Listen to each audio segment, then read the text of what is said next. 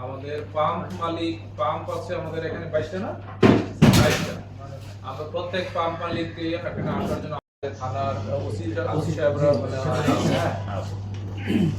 তো যারা পেট্রোল যদি না পাইলেও সমস্যা নেই, কিন্তু কোনোভাবে ওই এজেন্সি পয়েন্টে আমরা কোনটা ডেলিভারি দিচ্ছ না, তাহলে এগুলো আসতে করতে এই একটা প্রস্তাব। আর একটা প্রস্তাব সেটা হলো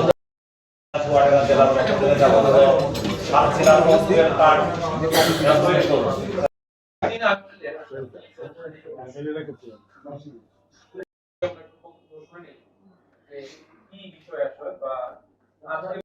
তৈরি না হয়। সরকার এই বিষয়ে কনসার্ন, এই বিষয়ে আপনারা যারা এখানে আসছেন আমাদের সীমান্ত এই জন্য সকলের মতামত উপস্থাপন আমি বললাম টোটাল সেলটা পেট্রোল পাম্পে চলে এসেছে, প্যাক পয়েন্ট এজেন্সি পয়েন্ট বন্ধ, আপনার সেল অটোমেটিক তো পারবে এখানে।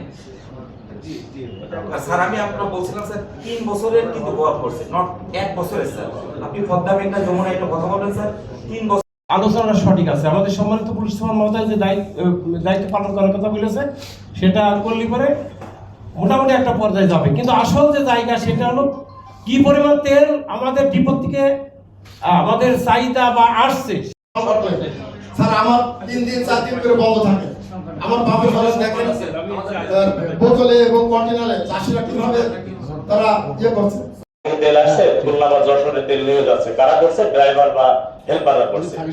তো যদি এটা হয়ে থাকে এবং ওনারা যেহেতু এখানে অকপটে স্বীকার করলেন, তাহলে এর জন্য কোনো ব্যবস্থা এখন পর্যন্ত হয়নি কেন?